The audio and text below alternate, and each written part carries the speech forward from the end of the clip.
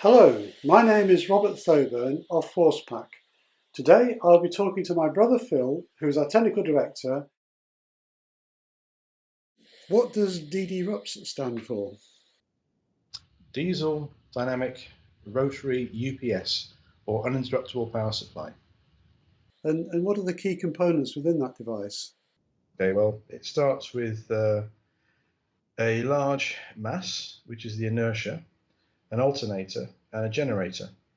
And the mass sits generally between the alternator and the generator, and it provides continuous rotating force, so that the alternator is always rotating under its own power from the power supply.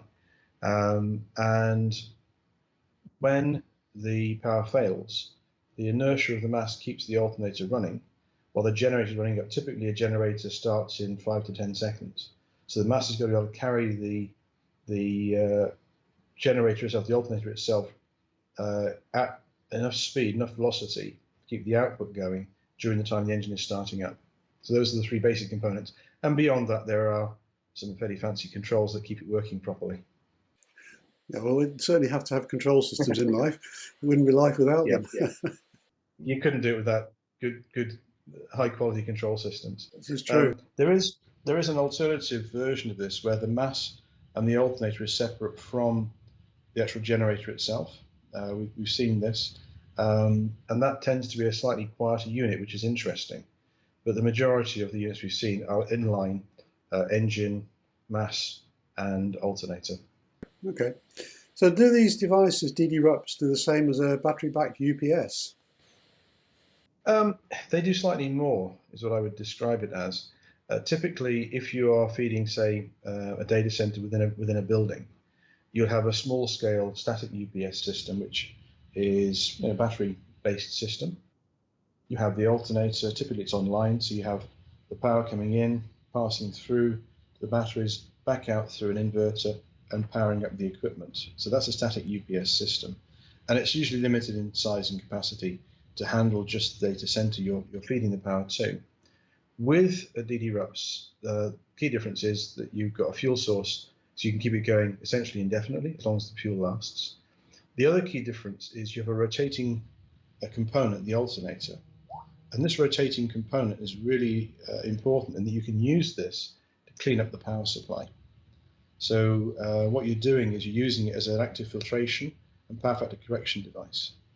So you actually do end up saving money as compared to a static UPS. All the UPS can do is take the incoming power and create an outgoing waveform. So that does clean it up, but it doesn't actively suppress noise further down the line.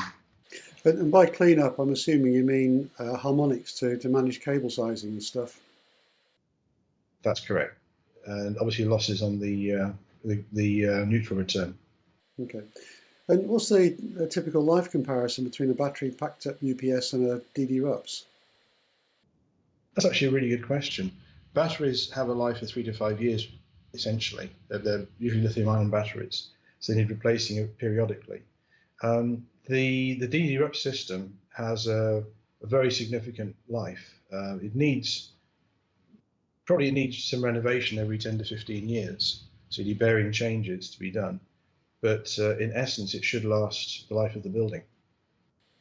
That's pretty good news. I mean, that certainly seems to make a good case for investing in DDRUPS rather than battery-backed up UPSs. It certainly does. And I think what's interesting on the comparative side of this, in certain building types, particularly in casinos where you want to give the clients who are actually, the occupants of the space, a better feel for the space or a better experience, putting a DDRUPS in allows you to expand the capacity significantly. So where you might only otherwise supply the data center and perhaps the gaming machines, in this case you can keep the entire gaming floor live because the incremental cost per kilowatt of a DDRUPS system versus a UPS is lower. So you can actually end up with a much bigger UPS system for the development, giving your guests much better working experience. If there's a chance of power outage, they never see that.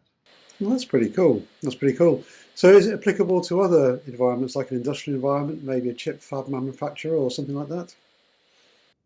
Yes, in fact, the current usage of DDRUPS in the Philippines is in industrial, and Texas Instruments up in Clark has DDRUPS supplying their production floor. Okay. One final question. Can DDRUPS be retrofitted into buildings? There will be challenges in doing that, but it's not impossible. First of all, they are larger in size than a generator. So if you wanted to replace your existing generators with DDRUPS, you need a bigger plant room because they're quite a lot longer because of the extra componentry involved. If you wanted to break a building into, say, two sections, one part with DDRUPS, one part with generators, you've then got to have an adequately separated electrical distribution system on the low voltage side to allow you to break it up in that fashion. So that could cause you some difficulties in doing it. I always believe nothing's impossible, but certainly there'll be challenges involved. Okay. Well, Phil, thanks very much indeed for answering my questions. I've really enjoyed the answers. Thank you for your time. No problem at all. Thank you.